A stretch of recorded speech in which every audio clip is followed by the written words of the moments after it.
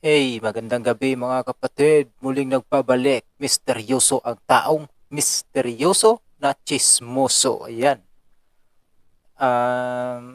Review pala natin kagabi yung ay kahapon yung disback ni Utol Glishwan sa kay Utol na na Psycho at saka kay Utol na Signos ng Alaskador. Ngayon naman ay i-review natin yung disback ni Utol Rashwan. Ang title ko nito ay Affected by Rashwan. Rashwan this. Ayan. Mukhang may mga ibabalik na litra si kapatid na Signo sa track na ito. Tara pakinggan natin. Let's go. Bang.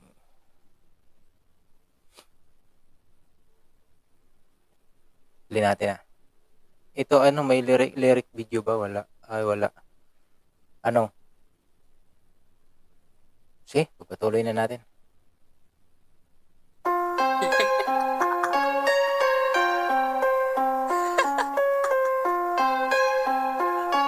Walang arit, walang pera,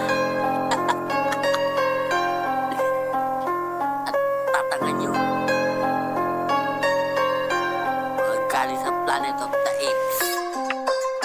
Squadron.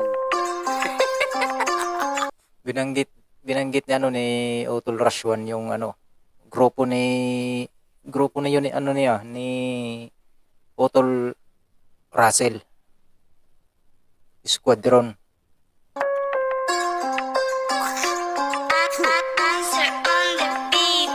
Masakit na para sa amin alisin sa inyong grupo. Katangahan na naman ang pinairal netong bobo. Kung hindi ka ba tanga kahit kailan di ko tanggap. Mapabilang sa yung grupo na puro pagpapanggap.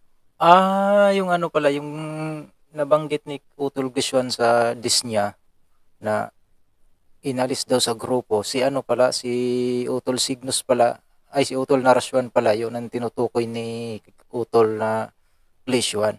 Akala ko si Utol Psycho. Fan ako ni ika-apat pero di ako ganun. Pag sa mic ako lumapat maraming nababaon. Naniniwala na ako kahit wala kang banggitin. May galit na lilitaw yung sakit aangkinin. Walang arid, walang pera dyan sa koro nilagay. Wala naman pala kung tira, bakit di mapalagay? Para ba akong isang alon na sakin nagpatangay? Kahit isa sa baga binitawan ko, labis kang umaray. Isa kang kasya sa... Ayan, umaray ka pala Utol ng Glishwan. Napaaray ka raw sa tira ni Utol Rashwan. Pinas na lumito na parang virus. Di sakit ang dulot mo, kamukha mo na yung virus. Nagmula tayo sa unggoy, yun ang sabi ng iba. Nagtaka ako bigla, bakit ikaw yung natira? Totoo ba yan, Utol Glishwan? Nagmula ka daw sa unggoy? Sa pag may disback ka, Utol ng Glishwan, sagutin mo yan. Galing ka daw sa unggoy. Wala kaming ari, wala rin daw pera. Pero ba't tumama, dala naming bara. Wala kaming ari, wala rin daw pera. Pera. Pero ba't tumama, dala naming bara. Glash, what ang ina mo, isa kang uliran. Tanga, biruin mo sa kampo nyo, ikaw na lang yung natira na mali. Totoo ba yan, Utol Glish? Ikaw na lang yung natira sa kampo mo? Sang kampo yan, Utol Glish? Kasi pagkakaalam ko marami pa kayong natira sa grupo nyo dati. Yung mga nakaraan yung grupo. Likod sa kata mo, para ka ng kiti-kiti. Ang tigas sa iyong mukha, kasi tigas yan ang tibe. Ang tanga yun lang sapat na bigla nyo pang sinalo. Wala namang pangalan nyo, bakit nagre-react kayo? Hindi naman pa Wala daw yung pangalan nyo, ba't nagre-react kayo? Wala tayong alam dyan, wala tayong kaalam-alam. Baka naman sa this or baka may mga reference na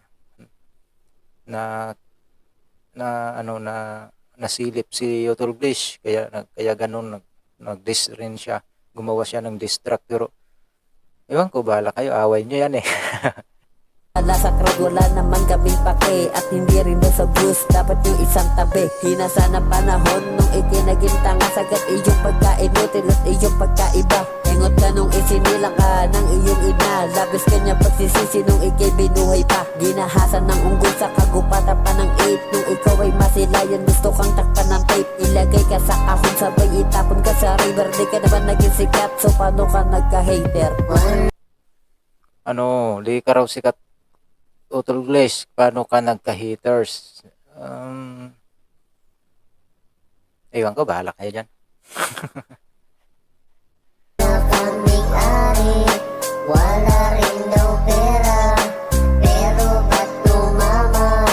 Dala naming bara. Wala kaming ari, wala rin daw pera. Pero ba't tumama? Dala naming bara. Tapos na. Yun lang mga kapatid.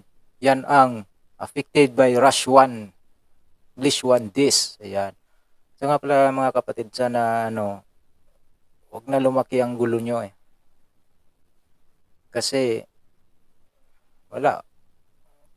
Mayroong mga supporters ng Sagpromillas, na supporter din ng ng Alasgador. Kaya kung sakali, kung pwede naman, huwag nyo nang palalain yung gulo nyo.